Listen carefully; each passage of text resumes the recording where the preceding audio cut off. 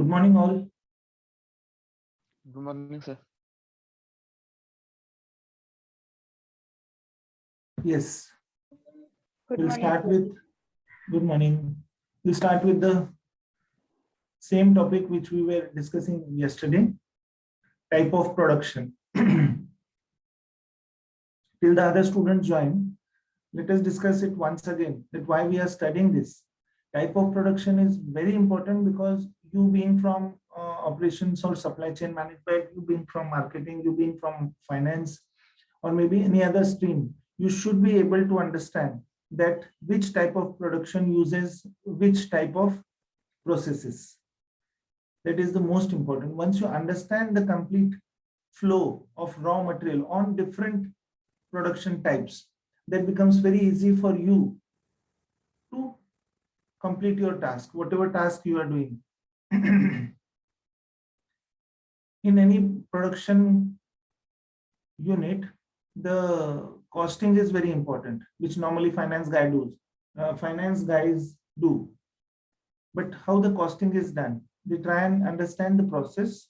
They take the cost of each raw material, the cost of each process, the cost of each labor involved, and so on. And then they try and add it up according to the type of production used. So this becomes very important. You being from any stream, you should understand which type of production is used for which type of product. If you want to become an entrepreneur, so once you finalize the product, you will be able to understand which type of production will be used for your own product, and that makes your job very easy, right? So for that purpose, understanding this part becomes very important. Yesterday we have discussed about intermittent production and continuous production. Intermittent means it have breaks in between. So रुक रुक के चलता है वो production. It means work in progress हम लोग कहीं पे कलेक्ट करने की कोशिश करते हैं, then again we utilize it और we reprocess it. So intermittent production, we have seen 5 types, major 5 types: project, jobbing, batch, which comes under intermittent, and 2 more, mass and process, under continuous production. If you remember this, we have seen this.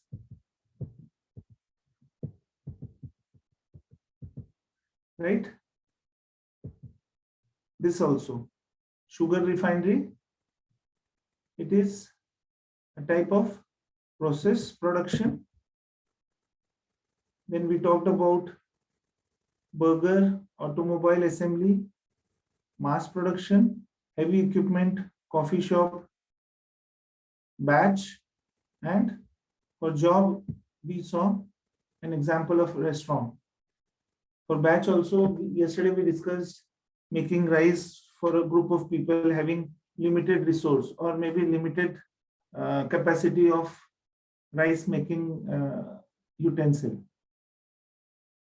Or in pharmaceutical companies also we use batch process, right? So let us start with the basic differences between these 2 major production types. One is continuous and one is intermittent.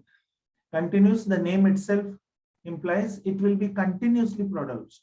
The product will be continuously flowing.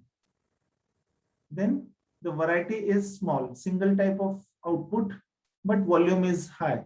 We are trying to manufacture a single type of product with high volume.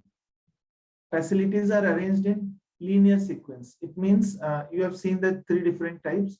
The raw material will come in, machines will be arranged in a sequence, and at the end of the last machine, you will get the product. Material movement is minimized here, so you save a lot of money on non-movement of material. Why? Because once the process is over on this machine, this part will go to next to next, and normally they use conveyor belts to shift the work in progress. The production of standard products is carried out on the flow basis. So standard products means where shape and size never changes. You might have seen soaps. So soap manufacturing will come under this, but then while making the soap, the initial process is batch process, because again, the furnace which they use to mix all the chemicals will be, the capacity will be restricted. So once that process is over, then the liquid soap will be poured into dyes, and fast it will start making biscuit manufacturing. Biscuit manufacturing will again come under continuous flow. Then machines are on the basis of product layout. We will understand what is product layout at the later part of this unit. Today itself we will complete product. There are two types of layout I have already discussed. One is process layout, another one is product layout. So what we mean by product layout? Product layout means the raw material is entering in the machine. There are different machines, different processing machines kept one besides another. Raw material is going inside one machine, going to second machine, third machine, fourth machine, and at the end, the last machine gives you the final product. So we use product layout. Material handling, again, material handling, as we have seen, it is minimized. But for this, the product is standardized. So everything is machinized. Everything is automated. So human interference is very less. Human interference is only there just to check whether the product which we are trying to manufacture is of good quality or not. The cycle time is short.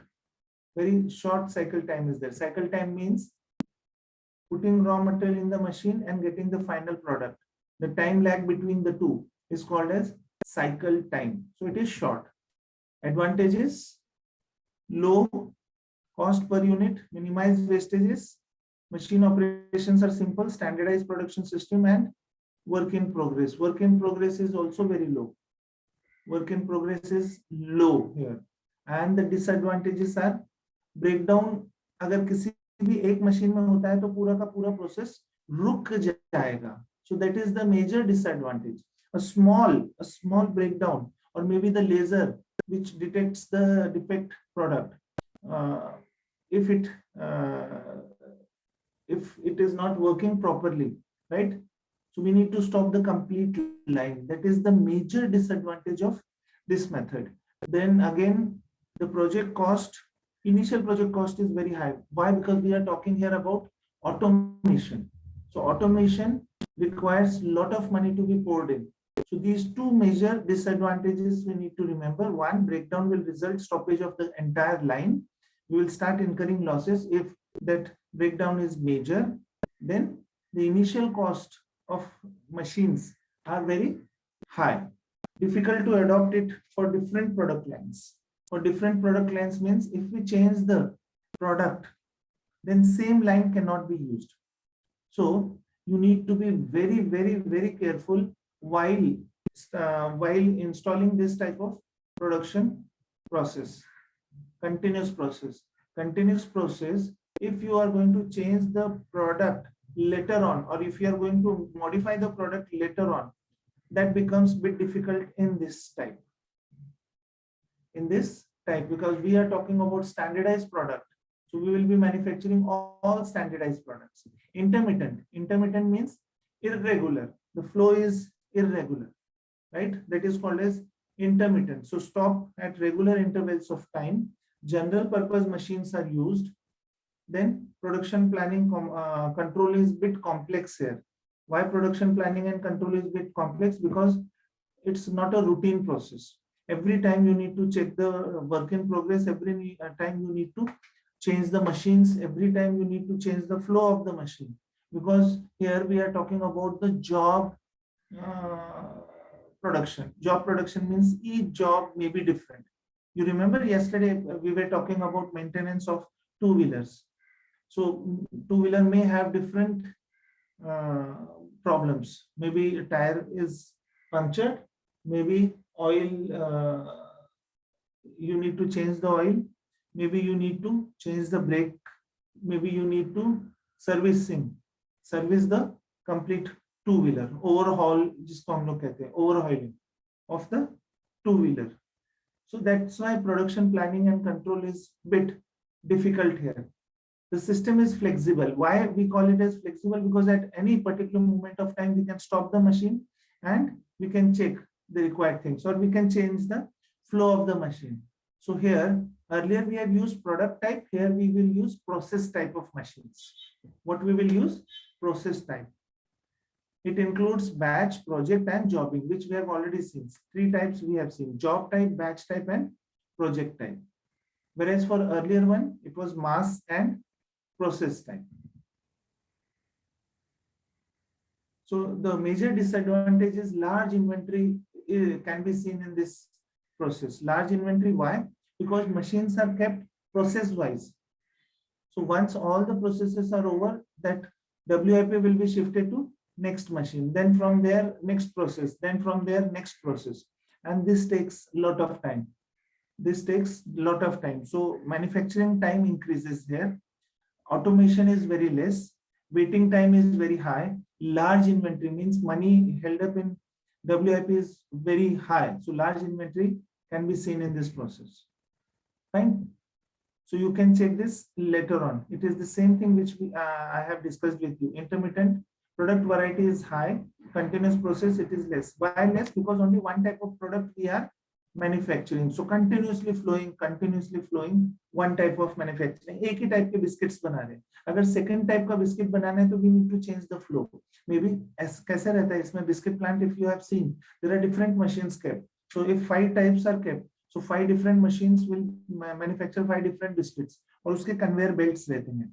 So if I want to change from one machine to third machine, then simply I need to change the conveyor belt position. I'll lift that conveyor belt and I'll keep it here, and rest everything remains the same. The packaging labels will be different. The packaging style will be, so again there I need to make certain changes. That's why we call it as standardized. Degree of standardization, less flexibility. Just read it, because everything which we discussed is written in words. Yes, now we will see in detail both the types, continuous production and intermittent. So continuous production, again, mass and flow line. Mass production is there and process production. In all, we have seen 5 types. So 3 types comes under intermittent and remaining 2 types comes under continuous production. अब आप लोगों को ये बहुत अच्छे से पता चल गया है कि continuous मतलब क्या and intermittent मतलब क्या. Continuous के अंदर आता है mass production and process production, whereas product, job and batch comes under intermittent production. So mass flow, there is a scope for considerable division of labor. Machinery is laid as per sequence of production. Material handling is reduced to minimum. क्यों? क्योंकि automation है, जो हम लोगों ने अभी continuous के बारे में बात किया. The flow of work is balanced. Work cycles are short and repetitive in nature. Work cycle क्यों मैंने बताया short है? क्योंकि सब कुछ ऑटोमेशन पे हो रहा है और एक के बाद एक मशीन हम लोगों ने अरेंज की हुई है. So product type of layout we have used. यहाँ पे जैसे ही रॉ मटेरियल एंटर होता है, कुछ समय के बाद हम लोगों को प्रोडक्ट मिल जाता है. That's why we call it as we call work cycle as very short.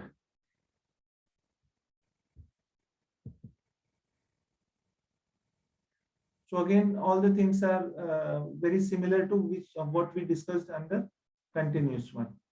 Why we say division of labor is high? Why we say division of labor is high? And what do you mean by division of labor? So breaking down work into simple repetitive tasks eliminates unnecessary motion.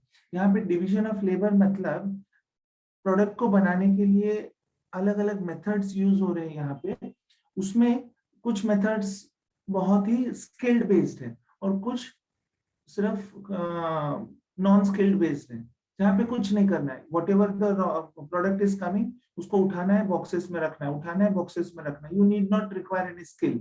But जहाँ पे dies बदलनी है, जहाँ पे MM में lathe machine के जो pointers है वो चेंज करने हैं, कुछ प्रोसेसेस बहुत ही डेलिकेट रहते हैं ऑर्गेनाइजेशन में, अगर हम लोगों को वो करना है तो वहां पे हम लोगों को स्किल्ड लेबर लगेगा. दैट्स व्हाई वी से कि division of labour into skilled, unskilled and semi skilled. Skilled, semi skilled, unskilled, ये 3 टाइप्स हम लोगों ने लेबर के देखे हैं. उसमें हम लोगों को यहाँ पे डिवीजन करना पड़ता है, क्योंकि ऑल स्किल्ड लेबर यहाँ पे आपको जरूरत नहीं है. कुछ स्किल्ड चलेंगे, कुछ अनस्किल्ड चलेंगे. यहाँ पे अनस्किल्ड लेबर थोड़ा सा ज्यादा लगते हैं. क्यों? लेबर वर्क ज्यादा रहेगा एट द एंड, बाकी सब ऑटोमेटेड है। सो ऑटोमेटेड है इसीलिए यहाँ पे स्किल्ड लेबर जो रहेंगे वो कम लगने वाले हैं।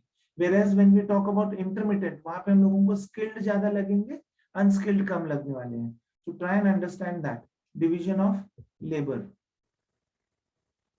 First we have seen mass. This is process. Process का हम लोगों ने एग्जाम्पल क्या लिया था? मास का एग्जाम्पल क्या लिया था? Yes, you remember? बल्क में production. See this continuous flow मास में। शुगर रिफाइनरी के बारे में हम लोगों ने बात की थी। शुगर रिफाइनरी मास, हाँ, yes. So all product undergoes same process. Raw material enters at a point and leaves at a finished product. The only difference between mass and process, mass में हम लोग एक ही टाइप के प्रोडक्ट बहुत सारे बनाते हैं, प्रोसेस में भी हम लोग एक ही टाइप का, जैसे हम लोग दोनों के लिए हम लोग शुगर फैक्ट्री का एग्जांपल ले सकते हैं, बट मास में हम लोग थोड़ा सा स्लाइड बाइफर्केशन करेंगे। जैसे हम लोग बिस्किट्स कह रहे हैं तो मास में डाल देंगे, प्रोसेस कह रहे हैं तो हम लोग इसको प्रोसेस प्रोडक्शन में डालेंगे। If we are saying sugar factory, then it will come under process production. Material handling is automatic. Plant layout facilities are designed to suit production. Both type of workers are employed, skilled and semi-skilled. Good plant maintenance and effective quality control are essentially required. Now, please try and understand mass. The moment we say mass means bulk में बना रहे हैं, process मतलब bulk में ही बना रहे हैं। Slight difference जो आ रहा है इसमें, वो है इसके process पे। मास में सारे मशीन, हम लोग यहाँ पे जो लेआउट रहेगा मशीन का वो प्रोडक्ट बेस रहेगा, प्रोसेस में भी प्रोडक्ट बेस रहेगा, बट हम लोग प्रोसेस प्रोडक्ट बेस करते हैं, मतलब स्लाइटली हाइब्रिड प्रोडक्शन प्रोसेस हम लोग यहाँ पे यूज कर सकते हैं। मतलब जितने भी शुगर फैक्ट्री के बॉयलर्स है वो सब एक जगह पे हम लोग अरेंज कर देंगे। तो वो कौन सा टाइप हो गया? वो कौन सा टाइप हो गया? प्रोसेस टाइप हो गया, इसीलिए इसको प्रोडक्शन प्रोसेस कहते हैं या फिर प्रोसेस प्रोडक्शन कहते हैं। तो ये छोटा सा डिफरेंस समझने के लिए आपको ये चीज याद रखनी पड़ेगी कि प्रोडक्ट लेआउट क्या है, प्रोसेस लेआउट क्या है। प्रोडक्ट लेआउट जहां पे सारे मशीन एक लाइन में अरेंज रहते हैं, रॉ मटेरियल अंदर गया, प्रोडक्ट बाहर आया, प्रोडक्ट लेआउट। प्रोसेस लेआउट में अलग अलग प्रोसेसेस जो रहते हैं उसके लिए जो मशीन्स लगती है, सपोज एक प्रोसेस के लिए 4 मशीन है, दूसरे के लिए 3 है, तीसरे के लिए 5 है, तो ये 4 मशीन्स एक साथ रहेगी, ये 3 मशीन एक साथ रखी जाएगी और ये 5 मशीन एक साथ रखी जाएगी। यहाँ से मटेरियल अंदर गया, इन तीनों, ये जो 3 अलग अलग मशीन है इनका जो WIP है वो नेक्स्ट स्टेप में जाएगा, जहाँ पे 4 मशीन से 3 मशीन पे, 3 मशीन से 5 मशीन पे, and then you will get the final product. तो वो प्रोसेस लेआउट रहता है। इंटरमिटेंट प्रोडक्शन, इंटरमिटेंट प्रोडक्शन में we have seen 3 types product, याद है आपको कौन सा? Project, batch and job.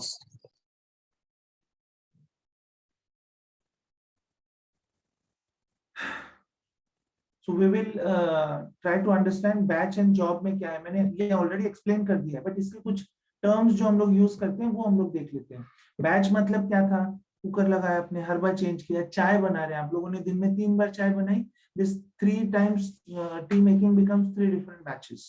Medicine बना रहे हैं, दिन में 2 बैचेस निकलते हैं हमारे, 2 बैचेस निकलते हैं मीन्स हम लोग 2 बार केमिकल एडिशंस करते हैं, सेम टाइप का medicine we are manufacturing. So that is batch production. Articles are manufactured in batches as per the specific order procured. Division of labor is not possible. यहाँ पे division of labor possible नहीं है, क्यों? क्योंकि हम लोगों को सारे के सारे मोस्टली स्किल्ड लगेंगे या फिर सारे के सारे अनस्किल्ड भी लग सकते हैं। So division of labor यहाँ पे करना मुश्किल हो जाता है। Flow of material is intermittent.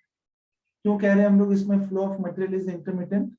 रुक रुक के जा रहा है, 4 मशीन, 3 मशीन, 5 मशीन, 4 मशीन का काम हुआ, फिर 3 मशीन के उधर वो जो वर्क इन प्रोग्रेस है वहां पे जा रहा है, वहां से वो 5 मशीन की तरफ जा रहा है, तो रुक रुक के बन रहा है।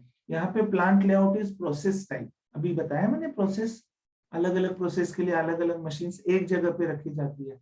We will see slide also जहाँ पे आपको अच्छे से समझ में आ जाएगा।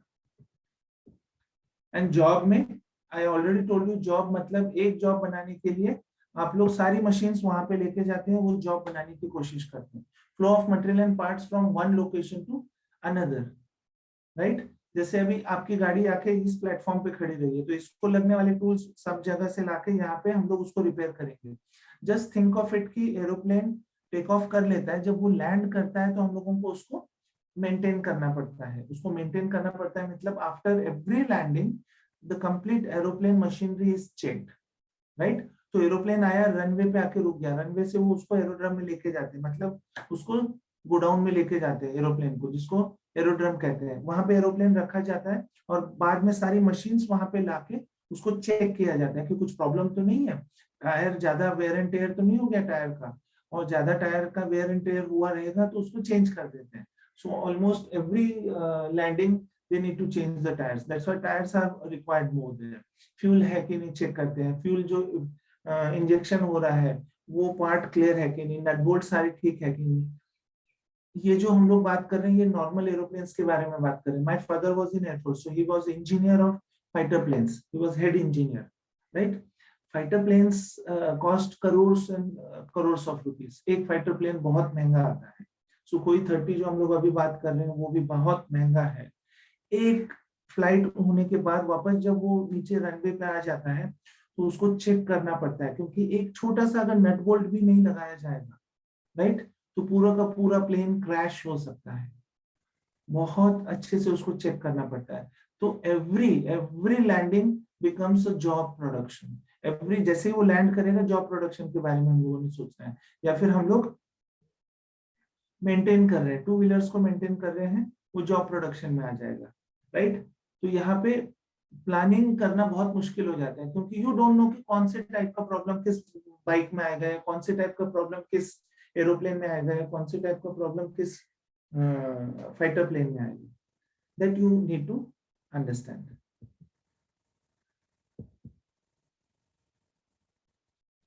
Car manufacturing, they are saying just in time production में आएगा।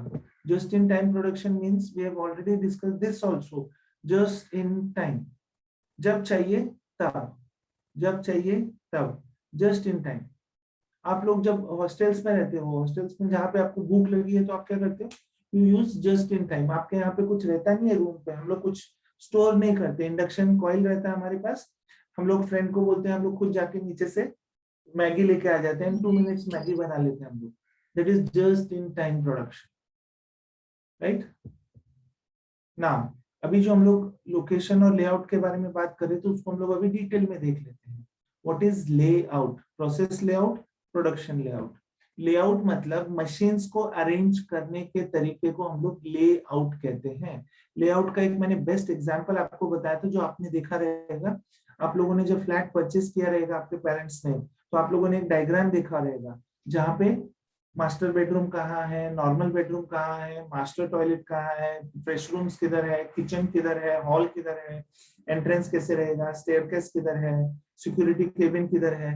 ये सारी की सारी चीजें आपने एक पेज पे देखा रहेगा 2 डायमेंशनल स्ट्रक्चर में, उसको लेआउट कहते हैं। सो कौन सी चीज कहाँ रहेगी हम लोग उसको पहले ऑन पेपर ले लेते हैं, and then we follow that plan, और मशीन्स को उसी टाइप में रखा जाता है, राइट। मशीन्स को रखने के तरीके को हम लोग लेआउट कहते हैं। मशीन के रखने को तरीके को हम लोग लेआउट कहते हैं। It means arrangement of machinery. So layout refers to arrangement of machinery, equipments, worker and other facilities used in the operation. Plant layout के बारे में मैं ऑलरेडी बता चुका हूं। हम लोग सिर्फ यहाँ पे देखेंगे कि प्लांट लेआउट दिखता कैसे है।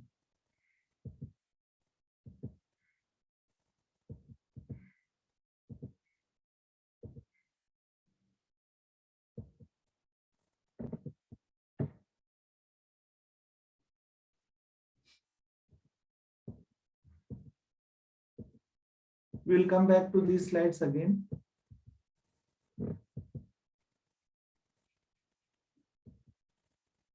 See this.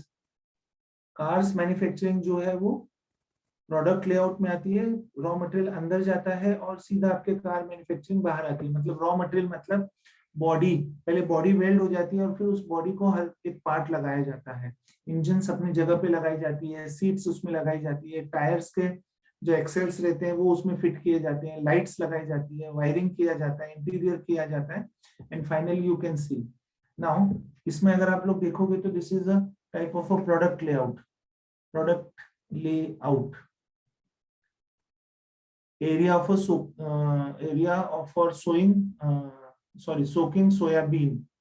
कुछ फूड प्रोडक्ट बन रहा है जहां से वो ग्राइंड होगा, फिर उसको शीव किया जाएगा, मतलब उसको छाना जाएगा, बॉयलर रूम में जाएगा, बॉयलर रूम से पंपिंग एरिया में जाता है, पंपिंग एरिया से असेंबली पे जाएगा, असेंबली से पैकेजिंग एरिया से वो बाहर निकल जाएगा। It means raw material is coming from here and it is flowing like this, so the complete raw material is coming out. This is called as product layout.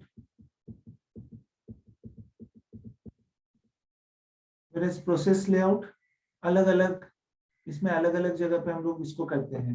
Process layout का मैं जैसे बताने की कोशिश कर रहा था, welding area, this is cutting area, this is forming area. Forming, you form something, form something means किसी चीज को फॉर्म देने को फॉर्मिंग एरिया कहता है। This is storage, raw material यहाँ पे स्टोर होता है, रॉ मटेरियल यहाँ पे जा रहा है, रॉ मटेरियल यहाँ पे जा रहा है, रॉ मटेरियल यहाँ पे जा रहा है। और ये फ्लेक्सिबिलिटी इसमें काफी ज्यादा रहती है क्योंकि मशीन्स एक लाइन में नहीं है, मशीन्स लाइन में नहीं है। तो यहाँ पे जो भी कटिंग का प्रोसेस कंप्लीट हुआ वो WIP फॉर्मिंग पे जाएगा, फॉर्मिंग का हुआ वेल्डिंग पे जाएगा, मे बी वेल्डिंग होने का वापस फॉर्मिंग करना पड़ेगा, वापस कटिंग करना पड़ेगा। तो ये जिगजैग रहता है, इसमें कॉम्प्लेक्सिटी ज्यादा रहती है, इसीलिए इसको प्लानिंग बहुत ज्यादा करना पड़ता है, right. Then once it is over, then it will come to inspection and painting, और फिर फिनिश गुड्स। सो यहाँ से अगर रॉ मटेरियल आ रहा है या फिर यहाँ से रॉ मटेरियल आया, स्टोरेज किया, स्टोरेज के बाद cutting, understand different processes machines are kept together, different processes machines are kept together here, and check this, machines are grinding machine, sieving machine, boiler, pumping area, assembly and packaging, ये सब एक line में है। Product layout line में है, product layout group में है, process layout, this is process layout, right. now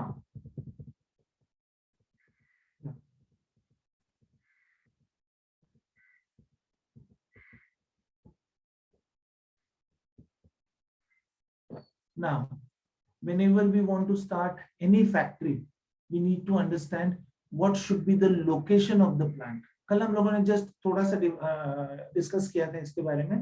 plant location क्या रहता है, where the plant will be set.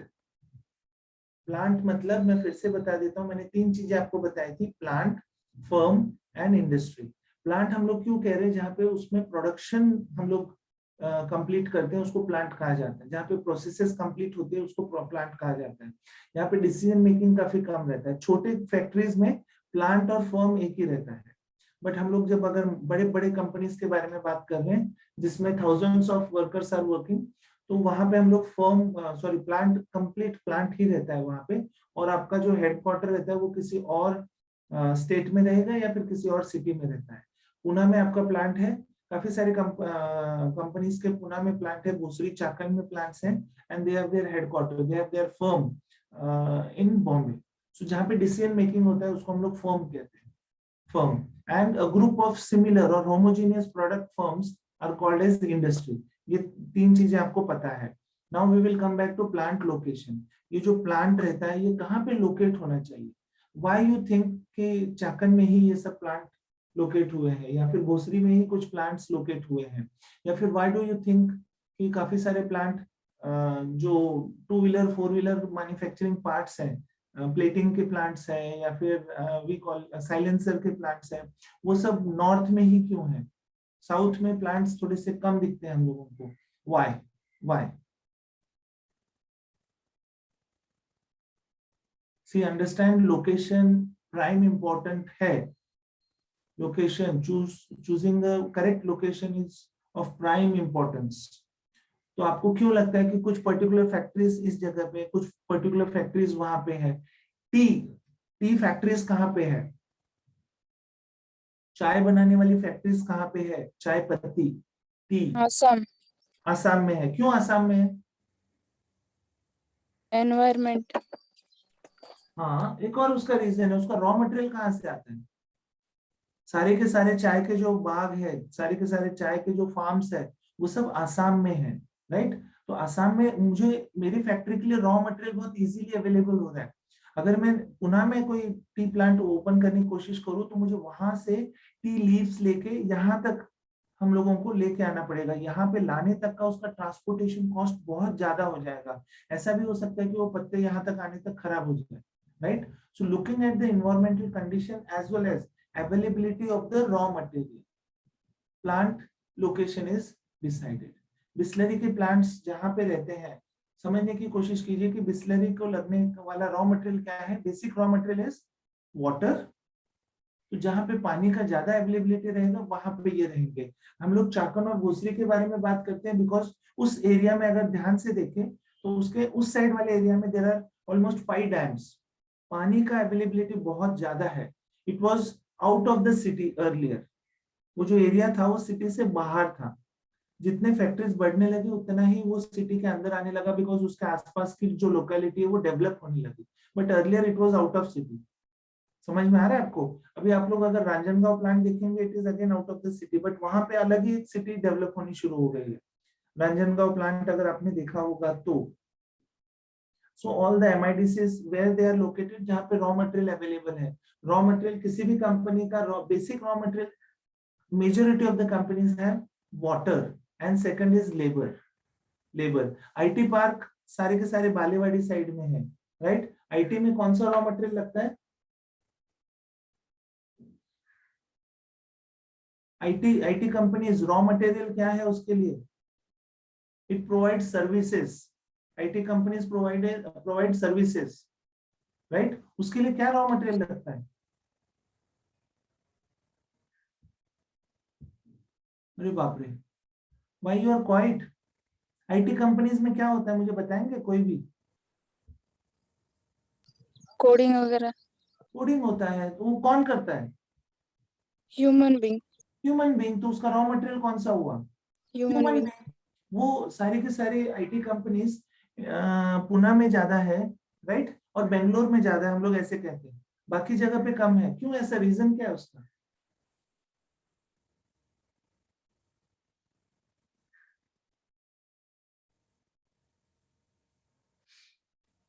What is the reason? Pune को एजुकेशन हब कहा जाता है। यहाँ पे काफी पढ़े लिखे लोग मिलते हैं। मुझे जो लगने वाला रॉ मटेरियल है वो है ह्यूमन बीइंग, बट मुझे उसमें भी एक पर्टिकुलर टाइप के ह्यूमन बीइंग लगते हैं। कौन से? Those who are very very good in programming, those who are very good in hardware, right, जिनको कंप्यूटर का नॉलेज है। और पुणे में अगर आपने देखा होगा तो काफी सारे कॉलेजेस है। सारे कॉलेजेस में हम लोग पर्टिकुलरली ये कोर्स तो पढ़ाते ही हैं। MBA में भी IT है, इंजीनियरिंग में भी कंप्यूटर साइंस है। तो हम लोग हर जगह पे ये पढ़ाते हैं। मतलब यहाँ पे से निकलने वाला जो रॉ मटेरियल है, यहाँ पे से जो निकलने वाले स्टूडेंट्स है, they become raw material for these IT companies. वहां पे जाते हैं, राइट। तो यहाँ से वो वहां पे जा रहे हैं। तो जहाँ पे रॉ मटेरियल अवेलेबल रहते हैं वहीं पे फैक्ट्रीज ओपन रहती है। समझ में आ रहा है आपको? Yes sir. से plant location is very very very important. अब जब हम लोग प्लांट लोकेट करते हैं तो उसके लिए हम लोगों को 3 चीजें ध्यान में रखनी पड़ती है। Selection of a region, selection of locality and actual site. Region में भी महाराष्ट्र, महाराष्ट्र में भी कहाँ पे? पुणे में। पुणे में भी कहाँ पे? बालेवाड़ी में। या पुणे में भी कहाँ पे? भोसरी में। या फिर पुणे में भी कहाँ पे? चाकन में। Actual site Maharashtra, region, location Pune, actual site Ranjangaon या फिर भोसरी या फिर चाकन। लोकेलिटी में they have differentiated it urban and rural. Rural area में एंड अर्बन एरिया में। काफी बार रूरल एरिया में प्लांट्स रहते हैं बट वहां पे फिर क्या हो जाता है, लेबर मिलना बहुत मुश्किल हो जाता है। अगर labour intensive means IT company जो है वो लेबर इंटेंसिव कंपनी है, उसमें लेबर ज्यादा लगता है। और कौन से लेबर लगते हैं? Skilled labour. रूरल एरिया में labour intensive less intensive companies ज्यादा हम लोग डेवलप कर सकते हैं, जहाँ पे स्किल्ड लेबर नहीं लगते हैं। जिस प्रोडक्ट को ऑटोमेटेड जितने भी प्लांट्स रहते हैं, राइट, वो नॉर्मली रूरल एरिया में आपने देखे रहेंगे, अर्बन एरिया में कम रहते हैं। अर्बन एरिया में कौन से प्लांट्स रहेंगे? जहाँ पे लेबर इंटेंसिव प्रोडक्ट्स रहेंगे। तो अर्बन एरिया, रूरल एरिया, अब ये इन चीजों को अफेक्ट कौन करता है वो भी देख लेते हैं। मैंने तो सिर्फ रॉ मटेरियल के बारे में कहा था। There is a proximity of market, market उसके पास होना चाहिए। Viability of a labour, labour मिलना बहुत जरूरी है, जो मैंने बताया रूरल अर्बन का डिफरेंस। ट्रांसपोर्टेशन होना चाहिए, रोड्स अवेलेबल होनी चाहिए, फ्यूल मिलना चाहिए, क्लाइमेटिक कंडीशन अच्छी होनी चाहिए। हम लोग जो 2 व्हीलर्स 4 व्हीलर्स के साइलेंसर्स देखते हैं, mostly they are manufactured in Haryana. Haryana में काफी सारे 4 व्हीलर के प्लांट्स है। उनके यहाँ पे जितने भी वेंडर्स है 4 व्हीलर 2 व्हीलर कंपनीज के, जो सपोज महाराष्ट्र में भी बनते हैं काफी सारे, इसके लिए लगने वाला जो रॉ मटेरियल है, रॉ मटेरियल वो सारा का सारा हरियाणा से आता है। असेंबलिंग यहाँ पे किए जाते हैं। Why Haryana? Because climatic condition जो हरियाणा की है वो बहुत अच्छी है, इसीलिए काफी सारे प्लांट्स हरियाणा में है।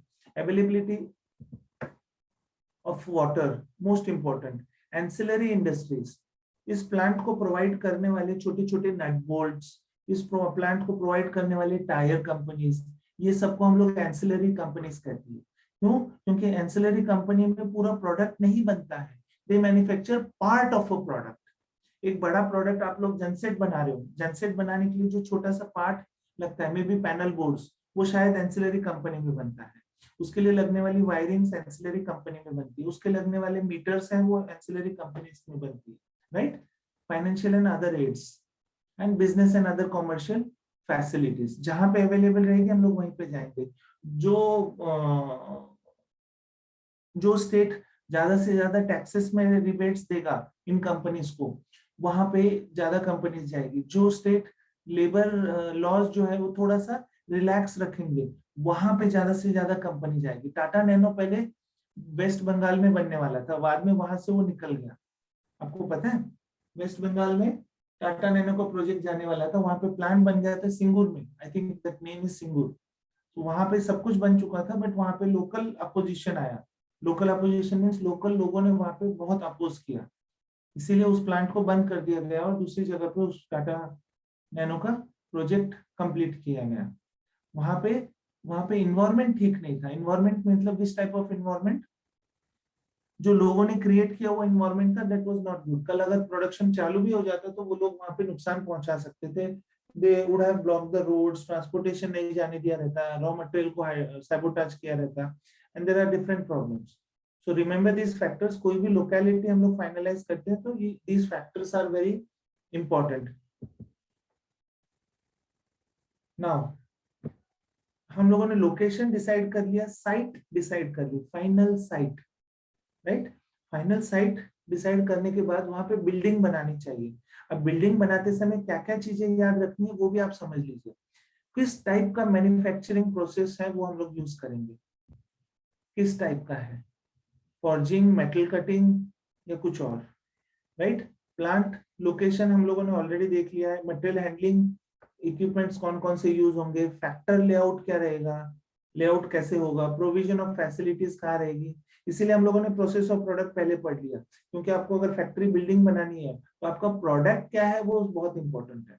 जैसा प्रोडक्ट रहेगा वैसा ही आपकी फैक्ट्री का बिल्डिंग का जो आउटर ये रहेगा, स्ट्रक्चर रहेगा, वो बनेगा। अगर वो प्रोडक्ट है तो यहाँ पे मेन गेट रहेगा और यहाँ पे आउट गेट रहेगा। यहाँ से रॉ मटेरियल आ रहा है, यहाँ से फिनिश प्रोडक्ट मार्केट में जा रहा है। गेट, मेन गेट में भी is the same, but raw material enter यहाँ से हो रहा है, सारे मशीन्स लाइन में लगे हैं, यहाँ से वो मार्केट में जा रहा है। So it depends. Provision of facilities, future expansion के लिए वो जगह रखनी पड़ती है। सेफ्टी एंड सिक्योरिटी, आग लग गई तो क्या होगा, बिकॉज आग लगने के बाद, अभी आप लोगों ने इसमें देखा होगा वैक्सीन की जो कंपनी है हमारे पे, what is the name of that company? Serum institute. Serum institute, very good. Serum institute में आग लग गई थी तो वहां पे काफी नुकसान हो गया था। बट आग लगना नहीं चाहिए या उससे ज्यादा नुकसान नहीं होना चाहिए, इसीलिए स्टोर लोकेशन कहाँ पे रहेगा। तो स्टोर्स का लोकेशन बहुत इंपॉर्टेंट रहता है, बिकॉज वहां पे लाखों रुपए का हमारा रॉ मटेरियल रहता है, राइट? तो वो बचाना चाहिए। तो उसकी जगह कहाँ पे रहेगी? एम्प्लॉयज के लिए वेटिंग रूम कहाँ पे रहेगा, उनके लिए क्लीनिंग रूम कहाँ पे रहेगा। मेटल इंडस्ट्रीज में एम्प्लॉयज के लिए बहुत सारे वॉशरूम्स बनवाने जरूरी है, क्योंकि हेवी मेटल्स और हेवी कंपनीज जहाँ पे रहती है, पेट्रोलियम प्रोडक्ट कंपनीज जहाँ पे रहती है, या फिर फार्मास्यूटिकल कंपनीज जहाँ पे रहती है, वहां पे पूरा काम खत्म होने के बाद एम्प्लॉयज को नहाने की जरूरत पड़ती है, they need to clean their body. क्योंकि काफी सारे पार्ट्स जो रहते हैं उसके छोटे छोटे माइक्रो पार्ट्स बॉडी पे चिपक सकते हैं। तो उसके लिए once they complete their task, 8 hours का जो उनका शिफ्ट रहता है, उसके बाद उनको शॉवर लेना बहुत जरूरी रहता है। तो वो कहाँ पे फैसिलिटी अवेलेबल रहेगी, फ्लेक्सिबिलिटी रहनी चाहिए नहीं रहनी चाहिए, ये सारे के सारे फैक्टर्स एक बिल्डिंग, फैक्ट्री बिल्डिंग बनाते समय हम लोग यूज करते हैं। अब ये बिल्डिंग भी कैसी होनी चाहिए, सिंगल स्टोरी चाहिए या मल्टी स्टोरी चाहिए? अगर हैवी मशीनरीज है, हैवी मशीनरीज, तो ये सिंगल स्टोरी रहेगी। अगर लाइट मशीनरीज रहेगी तो मल्टी स्टोरीड भी हो सकती है, या फिर सर्विस इंडस्ट्री रहेगी तो मल्टी स्टोरीड भी रह सकती है। आईटी पार्क्स आपने देखे रहेंगे, मल्टीपल स्टोरीज में रहते हैं। बट कभी आपने 4 व्हीलर कंपनी का जो प्लांट है वो मल्टी स्टोरीज देखा है? But factory building also depends on the area available, area कितना है। हेवी जहां पे हम लोग मेटलर्जी का काम करते हैं, metallurgy means we normally manufacture metal there. अब ओर जो आता है, ore, what is ore? ORE, ore means मिट्टी रहती है, मिट्टी में उस मेटल का कंटेंट बहुत ज्यादा रहता है, राइट? उसको हम लोग ओर कहते हैं। तो ओर माइन से हम लोगों ने डिग किया और उस बिल्डिंग में लाया। बट ये ओर से अगर हम लोग मेटल्स बना रहे हैं तो मेटल काफी हेवी रहता है, आयरन बना रहे हैं तो काफी हेवी रहता है, उसको जमीन पे ही रखना जरूरी है। We can not make multi storied buildings for that. उसके जो फर्नेसेस रहते हैं वो काफी मीटर ऊंचे रहते हैं, 10 मीटर, 15 मीटर, 20 मीटर के उसके फर्नेसेस रहते हैं। नीचे से आग लगाई जाती है थ्रू इलेक्ट्रिकल प्रोसेस, और many times they use coal also. या फिर अगर आप लोग रेलवे इंजन बना रहे हैं तो वो मल्टी स्टोरीड नहीं होगा, वो सिंगल स्टोरीड रहेगा। बट अगर आप लोग शिप्स बना रहे हैं, शिप्स बनाने के लिए मल्टी स्टोरीड हो सकता है, बीच की जो जगह रहेगी वो खाली रहेगी और मल्टी स्टोरीड बिल्डिंग्स दोनों जगह पे रहेगी, क्योंकि शिप जो रहता है उसका हाइट काफी ज्यादा रहता है। We are talking about cruise ships, तो उसके लिए मल्टी स्टोरीड बिल्डिंग लगेगी। सो जैसा प्रोडक्ट रहेगा वैसे आप लोगों ने ये सारी चीजें, location, then factory building and other things में क्या आएगा? Plant location and product, plant location में product process and product and process layout कैसा रहेगा, उसके बारे में आपको सोचना बहुत जरूरी है, right? We have discuss this, good plant layout influencing this, we need not. Product layout हम लोगों ने देख लिया है, प्रोसेस लेआउट देख लिया, just advantages disadvantages read this. maybe today Mohit sir, I'll forward these slides to you, you forward it to all. yes, अब जो तीसरा टाइप है वो फिक्स्ड लोकेशन। लोकेशन लेआउट में एक और टाइप आता है फिक्स्ड लोकेशन। फिक्स्ड लोकेशन मतलब क्या? We have seen process, we have seen product, this is fixed type. Third type जो है वो फिक्स्ड टाइप है, ये काफी कम फैक्ट्रीज में यूज होता है। This type of layout, major product being produced is fixed at one location, equipment, labor and components are moved there, right? अब हम लोग फिक्स्ड लोकेशन मतलब क्या कह रहे हैं? जहां पे मेजॉरिटी कंपनीज में फिक्स्ड लोकेशन यूज होता है, काफी कम कंपनीज के लिए ये मूविंग पोजीशन यूज होती है। ब्रिज बना रहे हैं तो हम लोग ब्रिज के पास सारे के सारे रॉ मटेरियल लेके जाते हैं। बट फिक्स पोजीशन मतलब लोकेशन जो है, प्लांट जो है वो एक जगह पे। 4 wheeler companies, 2 wheeler companies, biscuit production, हम लोग जितना भी ग्रोसरीज में से चीजें लेते हैं, मॉल्स में से हम लोग क्लॉथ खरीदते हैं, ये सारी की सारी चीजें फिक्स लोकेशन के प्लांट्स में बनती है। But please remember, I have already explained product layout, process layout, and third type of layout which normally many companies have started using is hybrid layout. Hybrid layout मतलब mix of product and process. अब product layout में मैंने कहा था कि सब चीजें line में रहती है, प्रोडक्ट रॉ मटेरियल अंदर आ रहा है, प्रोडक्ट बाहर जा रहा है। तो अगर एक प्रोडक्ट को बनाने के लिए मुझे काफी सारे कंपोनेंट्स लगते हैं तो मैं ये दोनों टाइप यूज कर सकता हूँ। मैंने एक जगह पे प्रोडक्ट लेआउट बना के रखा है और एक जगह पे प्रोसेस लेआउट बना के रखा है, और इन दोनों में से जो भी फाइनल प्रोडक्ट निकल रहा है उसको यूज करके मैं एक अलग सा प्रोडक्ट बनाने की कोशिश कर रहा हूँ। So now factories have started using flexible or hybrid type of layout, which is mix of both. But दो major type यही रहने वाले हैं, product and process combined. This is what I was talking about, hybrid type or combined type or flexibility type.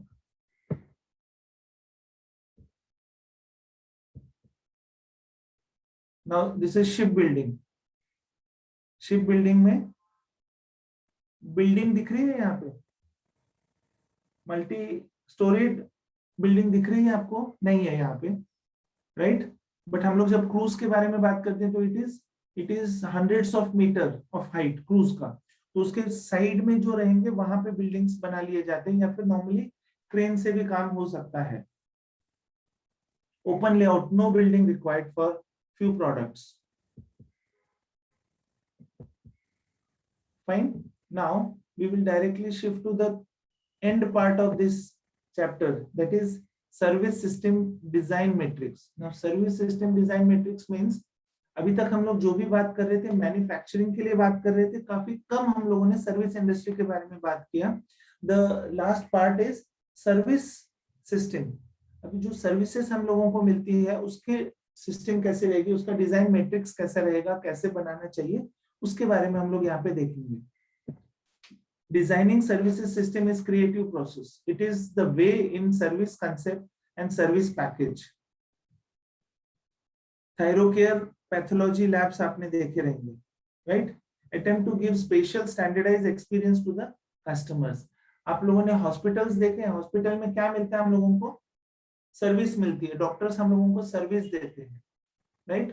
तो वहां का जो hospital का जो लेआउट रहता है वो समझने की कोशिश कीजिए कि हाउ हॉस्पिटल्स आर बिल्ड।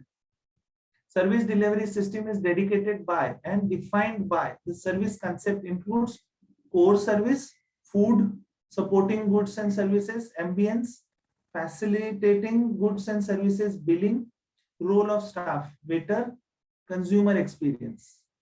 इन सब चीजों का हम लोग ध्यान रखते हैं। हम लोग होटल में जाते हैं या फिर रेस्टोरेंट में हम लोग खाना खाने जाते हैं, तो उस the moment I said restaurant, just close your eyes and understand restaurant कैसा है, राइट? एंट्रेंस पे रिसेप्शन है और अंदर सब टेबल्स लगा रखे हैं, एंड देन उसके पीछे means near to those tables kitchen is there, और वहां से सारे के सारे डिशेस आ रहे हैं और हर टेबल पे परोसे जा रहे हैं। That is a service industry, food industry हम लोग कह सकते हैं उसको।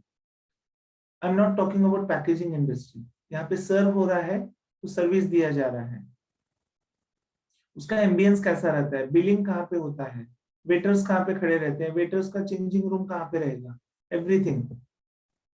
Now characteristics, service system design के लिए जो इंपॉर्टेंट कैरेक्टरिस्टिक्स है, सबसे पहले तो market. So technical dimension, what exactly comprises in services, specification by Thyrocare lab related to blood samples. हम लोग थायरोकेयर लैब एक एग्जांपल लेके चल रहे हैं कि ब्लड सैंपल्स कलेक्ट होते हैं और वो एक जगह पे जाते हैं। अब हम लोगों ने छोटे छोटे पैथोलॉजिकल लैब्स तो देखे हुए हैं, बट अगर हम लोग एक बड़े पैथोलॉजिकल लैब के बारे में बात किया तो वो कैसा होना चाहिए, तो उसका we normally talk about 3PL। 3PL याद है आप लोगों को? मैंने बात किया था 3PL and 4PL। 3PL means third party logistics and 4PL means fourth party logistics.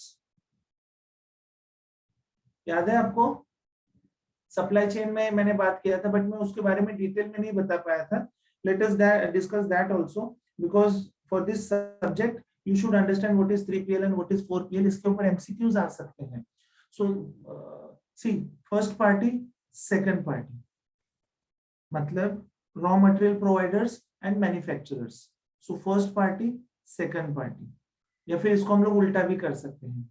ये दो पार्टीज है। रॉ मटेरियल आप मुझे प्रोवाइड कर रहे हो, ये रॉ मटेरियल जो फ्लो रहता है, आप लोग मेरे लिए रॉ मटेरियल मतलब सिर्फ रॉ मटेरियल नहीं रहता, उसमें वर्क इन प्रोग्रेस भी रहता है। Nut and bolts work in progress हो गया, वो यहाँ से आके मेरे कंपनी में आएगा, मे बी उसमें मेरे को और प्रोसेस करके मेरे 4-व्हीलर कंपनी के लिए यूज करना है, 4-व्हीलर प्रोडक्ट के लिए यूज करना है। So first party, second party, इन दोनों के पास अगर फर्स्ट पार्टी मतलब ये जो छोटे छोटे वेंडर्स रहते हैं, छोटे छोटे जो कंपनीज रहते हैं, do not have their own transportation, उनके पास खुद के टेम्पोज नहीं रहते, उनके पास खुद के ट्रक्स नहीं रहते, तो ये रॉ मटेरियल यहाँ से शिफ्ट करने के लिए, यहाँ से फैक्ट्री में शिफ्ट करने के लिए क्या चाहिए हम लोगों को? ट्रक्स चाहिए, या फिर एक ऐसा सर्विस प्रोवाइडर चाहिए जो हम लोगों को इसमें मदद करे। तो इसमें पिक्चर में आता है third party, first party, second party and third party. So we call it as 3PL। Third party logistics में क्या रहता है कि they have their own infrastructure, they have their own trucks, they have their own tempos. आप लोगों ने देखा होगा बसेस की कंपनीज, आप लोगों ने देखी होगी, राइट? ट्रक्स की कंपनीज देखे होंगे कि दे हैव 500 ट्रक्स, 20,000 ट्रक्स, पूरे इंडिया में उनका बिजनेस है, that is third party. They have their own trucks, वो इनको सर्विस प्रोवाइड करते हैं. They provide their services to first party and second party. अब सेकंड पार्टी के बारे में अगर बात करें तो सेकंड पार्टी में ऐसा है कि big companies they normally outsource such type of transportations. क्यों आउटसोर्स कर देते हैं? बिकॉज उनका कोर है मैन्युफैक्चरिंग. उनका कोर है मैन्युफैक्चरिंग. मैं अपनी कंपनी में दवाइयां बना रहा हूँ तो मेरा कंसंट्रेशन होना चाहिए कि दवाइयां अच्छे से अच्छी बननी चाहिए, उसकी जो रिक्वायर्ड क्वालिटी है उस क्वालिटी का मुझे मेडिसिन बनाना है, right? So I am not going to put my concentration or my focus on transportation. So what I will do is, instead of buying my own trucks on my company's name, I will give this part to third party. मैं ये दे दूंगा third party को, right? So third party ये मेरे लिए पूरा संभालेगी. Third party 500 trucks मुझे दे देंगी. मेरा जो भी रॉ मटेरियल है वो यहाँ से पूरे इंडिया में या may be other countries also it will go, right? So that is third party. Third party have their own trucks, they have their own infrastructure. Please remember third party. And now there is one more party, that is fourth party. So fourth party logistics में क्या रहता है? Fourth party और third party का major difference है. Third party have their own infrastructure. Fourth party do not have their infrastructure. Fourth party क्या करती है? First party से order लेती है, second party से order लेते हैं और वो third party को pass on कर देते हैं. समझ में आ रहा है? आप लोगों को कहीं पे जाना रहता है तो आप लोग क्या करते हैं? बुक करते हैं टिकट्स. लग्जरीज देखे आपने? लग्जरी बस, लग्जरी Yes, बस में आप लोग जाते हो, स्लीपर कोचेस में जाते हो, तो जो भी यहाँ पे भी ये रुकते हैं उसके आसपास छोटे छोटे आप लोगों ने शॉप्स देखे रहेंगे. हर एक शॉप में वो टिकट बेचते हैं, राइट? वो कौन है? वो ब्रोकर्स है. They are fourth party logistics. वो लोग फोर्थ पार्टी में आते हैं, राइट? वो क्या कर रहे हैं? वो मेरे जैसे कस्टमर से ऑर्डर ले रहे हैं, मुझे वो ट्रांसपोर्ट करने की कोशिश कर रहे हैं. सो मैंने उनको ऑर्डर दिया, उन्होंने क्या किया? अपना कमीशन निकाला और मैंने जो 500 रुपए भरे थे उसमें से 400 रुपए उन्होंने वो जो मेन बस ओनर था उसको दे दिया. And then they transport me from here to some other place. Fourth party logistic. उनका खुद का कोई बस नहीं रहता, खुद का कोई ट्रक नहीं रहता, उनका खुद का कोई टेम्पो नहीं रहता. वो सिर्फ ऑर्डर्स लेते हैं और दूसरों को देते हैं. ऐसे भी लोग हैं, राइट? सबसे अच्छा एग्जांपल क्या है इसका? Ola, Uber, they have their own vehicles. Ola और उबर के खुद के व्हीकल्स हैं? no. No, no. Fourth party. उनका खुद का कुछ भी नहीं है, कुछ भी नहीं है, सिर्फ सिस्टम है. So they are earning billions and billions of rupees. कुछ भी नहीं है. Fourth party logistics, right? Now coming back to system services design. इसमें हम लोगों को क्या क्या चीजें याद रखनी है वो देख लेते हैं हम लोग. Characteristics of a market. Then come service complexity, कि कितना कॉम्प्लेक्स है वो जो सर्विस में देने की कोशिश कर रहा हूँ. मेरा अगर रेस्टोरेंट है तो रेस्टोरेंट में क्या क्या कॉम्प्लेक्स प्रोसेसेस हैं वो हम लोगों को देखना बहुत जरूरी है, right? The complexity of a service itself will directly impact the number of steps to complete it. Some services are simple in nature, experience of eating food in canteen, and some are very complex processes, experience of eating food in 5-star hotel, right? Vada pav आप झोपड़पट्टी, sorry I am so sorry, vada pav आप एक छोटे से canteen में खा रहे हो या फिर रोड साइड पे जो एक टपरी रहती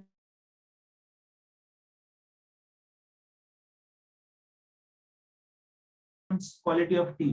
I'm not at all talking about that, but then I'm talking about the product.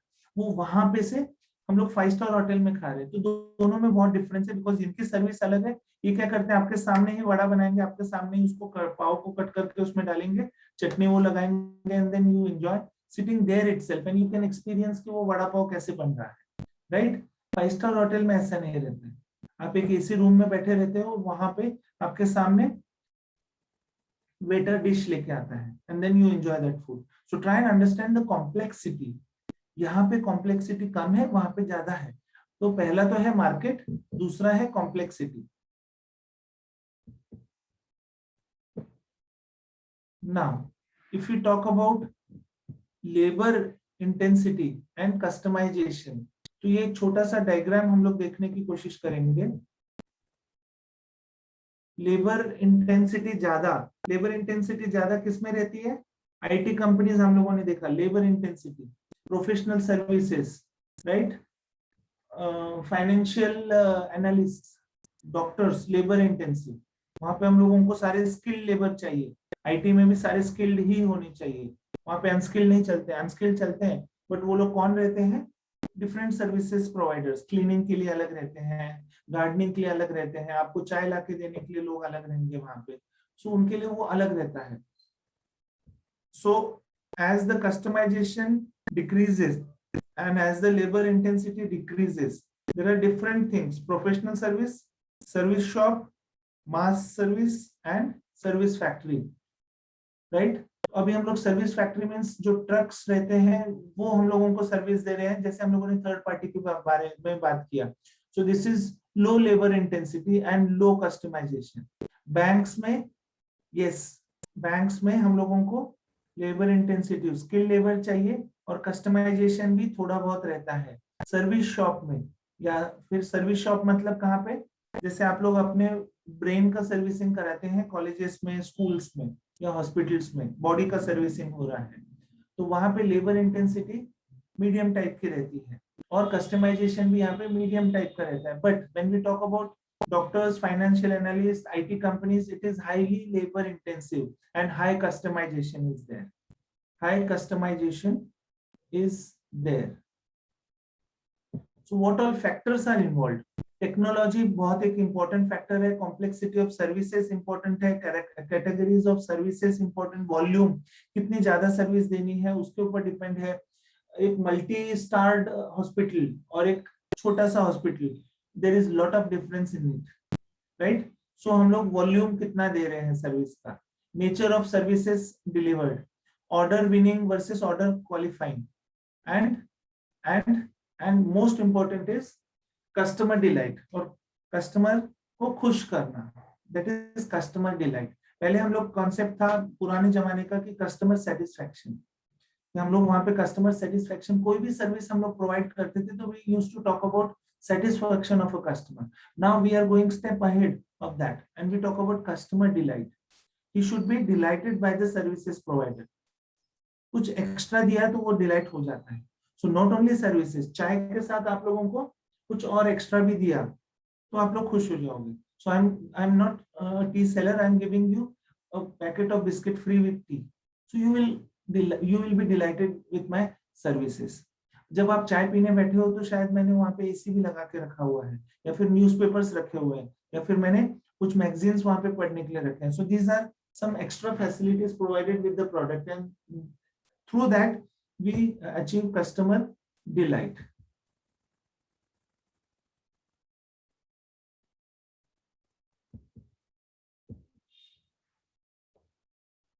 You need not read this topic in so much of detail.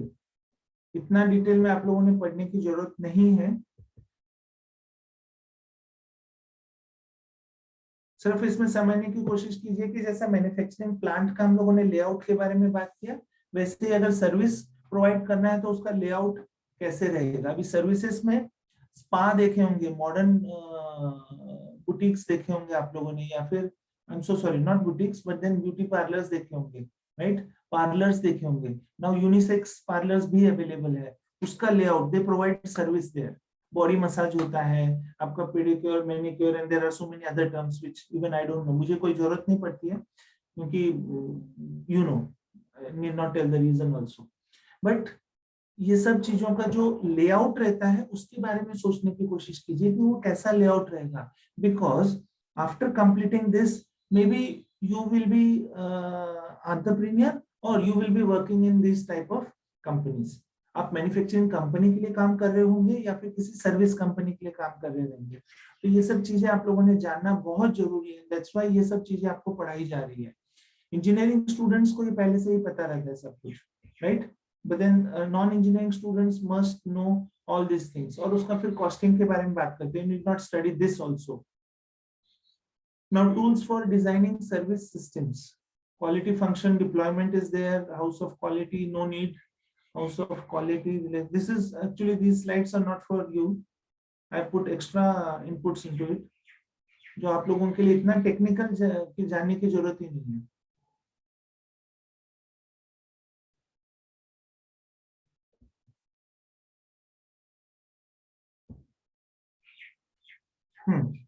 एक एग्जांपल ले लेते हैं, planning a restaurant. So planning a restaurant में we talk about restaurant कहाँ पे होना चाहिए. भाई रेस्टोरेंट होता क्या है, जहाँ पे खाने की चीजें प्रोवाइड की जाती है उसको हम लोग रेस्टोरेंट कहते हैं. तो लोकेशन के बारे में सोचोगे तो आपको क्या लगता है लोकेशन कहाँ होना चाहिए? या तो कंपनीज के बाजू में रहना चाहिए क्योंकि लोग मीटिंग्स के लिए वहां पे आएंगे, खाना खाने के लिए वहां पे आएंगे, या फिर लोकेलिटी के बाजू में होना चाहिए. मतलब जहाँ पे ह्यूमन डेंसिटी ज्यादा है वहां पे आपका रेस्टोरेंट होना चाहिए. लोकेशन, एरिया, स्पेस कितना होना चाहिए, कितना चाहिए आपको? बहुत बड़ा रेस्टोरेंट बनाना है या छोटा सा रेस्टोरेंट बनाना है? सी, रेस्टोरेंट और होटल में डिफरेंस ऐसा रहता है कि होटल में सोने के लिए जगह भी रहती है बट रेस्टोरेंट में सोने के लिए जगह नहीं रहती. सो that is the difference between restaurant and hotel. हम लोग काफी बार होटल को भी रेस्टोरेंट कहते हैं और रेस्टोरेंट को भी होटल कह देते हैं कि चलो होटल में खाना खा के आते हैं. होटल में खाना खाना मतलब कहाँ पे, जहाँ पे जिस होटल में रहने के लिए जगह भी रहती है, rooms are also available for rent, right, उसको हम लोग होटल कहेंगे. और उनका खुद का रेस्टोरेंट भी रहता है.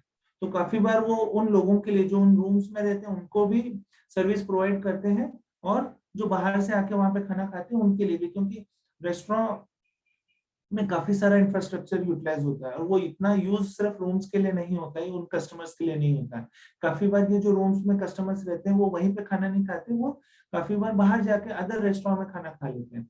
सो ताज होटल के बारे में बात करें अगर हम लोग, 5 स्टार होटल ताज, तो ताज में रहने के लिए भी जगह है और उनका खुद का रेस्टोरेंट भी है. और वहां पे आप लोग बाहर से जाके भी, even though you are not staying in those hotel, in that hotel, आप लोग वहां पे जाके खाना भी खा सकते हैं. सो रेस्टोरेंट का प्लानिंग करते समय लोकेशन, स्पेस, मेनू क्या क्या होनी चाहिए, कौन से इंडियन डिशेस रहेगी, चाइनीज रहेगी, पंजाबी रहेगी, स्नैक्स दोगे, क्या दोगे, मटेरियल रिक्वायरमेंट प्लानिंग. अब ये MRP जो है, इससे टर्म सिर्फ याद रखिए, हम लोग इसको बाद में पढ़ने वाले. मटेरियल रिक्वायरमेंट प्लानिंग क्या रहता है, राइट. होम डिलीवरी का ऑप्शन रहेगा नहीं रहेगा? अभी कोविड में तो सारे के सारे रेस्टोरेंट ने होम डिलीवरी ही रखा था because it was mandatory by the government. So जिन्होंने होम डिलीवरी का ऑप्शन नहीं भी रखा था तो भी उन्होंने शुरू कर दिया.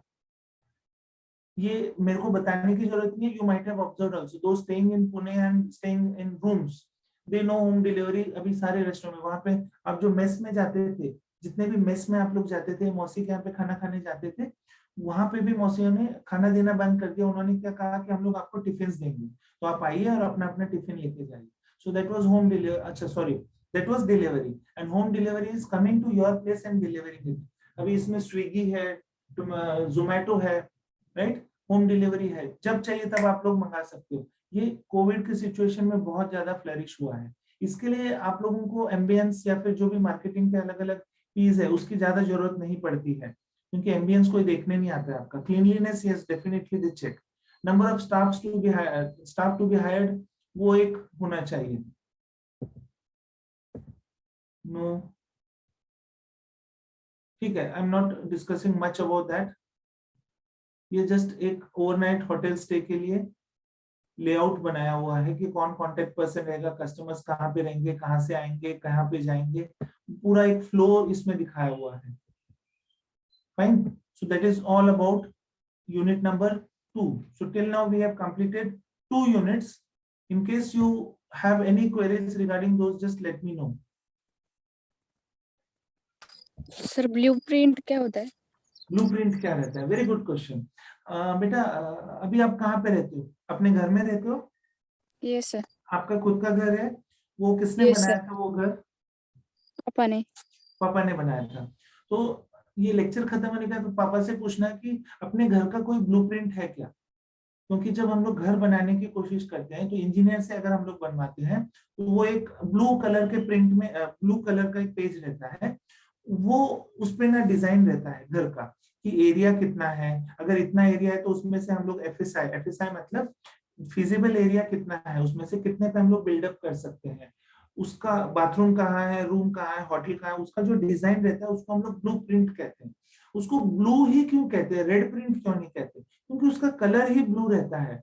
ये अमोनिया गैस से ये प्रिंट किया जाता है।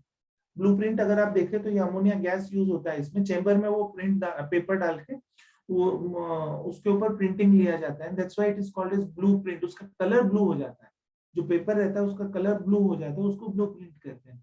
बट टेक्निकली ब्लूप्रिंट का मतलब है design of a house, design of a factory, design of a restaurant, design of a hospital, उसको ब्लूप्रिंट कहते हैं। कि जो भी फैसिलिटी हम लोगों को उस चीज में चाहिए उसका arrangement is called as blueprint. Fine, समझ में आ गया आपको? Yes sir. जी। अगर आपके यहाँ पे आपने अगर इंजीनियर से नहीं बनवाया होगा, पापा ने खुद ने अगर अपने इससे बना लिया होगा, तो भी उन्होंने कहीं पे रफ पेज पे ये सब बनाया होगा कि हम लोगों Yes. को हॉल यहाँ पे चाहिए, यहाँ पे वॉशरूम चाहिए, इसके साइड में मुझे एक बेड चाहिए, मुझे यहाँ पे एक एक्स्ट्रा स्टोर रूम चाहिए, यहाँ पे किचन रहेगा। सो जैसे ही मेहमान हॉल में आएंगे तो किचन से हम लोग यहाँ पे खाना ला सकते हैं, किचन के साइड में एक और रूम रहेगा जो हम लोगों के लिए डिनर टेबल हम लोग अरेंज करके वहां पे खाना खाएंगे। और अगर हमारे पास कुछ एनिमल्स भी है, काउस है, बेफेलोस है, तो मैं घर के सामने वो कहाँ पे रखूंगा? वो नॉर्मली राइट साइड में या लेफ्ट साइड में रहते हैं, एंट्रेंस में नहीं रहते हैं। तो इन सब का जो अरेंजमेंट रहता है उसको ब्लूप्रिंट कहा जाता है। सर इन शॉर्ट में ब्लूप्रिंट और लेआउट सेम है क्या? हाँ, ब्लूप्रिंट और लेआउट सेम है, अलग अलग टर्म्स अलग अलग जगह पे यूज होते हैं, बट ये सब टर्म्स आपको पता होने चाहिए, क्योंकि आप किसी फैक्ट्री में जाओगे और वहां पे आपके बॉस ने आपको कोई टर्म यूज कर लिया तो you will be in a fix, करे इसको क्या कहते हैं, इवन आई डोंट नो क्या है ये। Fine ji, fine. I request all to start their video. मुझे एक बार आपके चेहरे देखने, because even I don't know कि वो ऑल अटेंड माय सेशन। तो अगर आप अपने वीडियो चालू रखेंगे तो एक बार ओनली फॉर फ्यू सेकंड्स, सो मैं देख पाऊंगा कि कौन कौन मेरे लेक्चर्स करते हैं, because many times you come to the institute also, but मैं आपको पहचान ही नहीं पाता। यस, जयश्री को मैं जानता हूँ, उसको देखा हुआ है मैंने, काफी बार हमने इंटरेक्शन किया है। Mayuri, fine, very good Mayuri. Omkar Jadhav को मैं मिला हूँ, अभिषेक पवार को शायद मैं एक ही बार मिला हूँ, if I'm not wrong. Yes. Others? बाकी लोग, if possible, if possible for you and if you are in a condition to start your video, तो ही चालू कीजिए। Fine, very good, very good. कैसा है? When we used to teach in the classroom, आप लोग हमारे सामने बैठे रहते थे और आपके फेस हम लोग अच्छे से देख पाते थे, और वहां पे हम लोगों को इमीडिएट फीडबैक मिलता था कि हाउ वी आर टीचिंग, और whether whatever I am teaching you are understanding it और नॉट, राइट? ये सब चीजें हम लोगों को पता चल जाती थी फिजिकल टीचिंग में। अब ऐसा हो गया कि whatever I am teaching, I am looking at the wall in front of me and I'm teaching you all. Maybe a scenery is there and I'm looking at the scenery and I'm teaching you, or maybe I'm looking at the slides, or maybe I'm looking at the plants which there are, which I have kept it on my terrace. तो ये सब चीजें हम लोग अभी face कर रहे हैं। काफी बार लगता है कि आपके फेसेस भी देखने चाहिए। फाइन, कोई प्रॉब्लम है अभी तक जो हम लोगों ने पढ़ा है? There are 2 units which we have completed. Immediately after this session, I'll forward both the slides to Mohit sir, and Mohit sir will upload it on our site, Matrix site. Okay, sir. Any issues, any problem, any query, anything else which you want to discuss apart from this unit? Mohit sir, recording बंद कर दीजिए।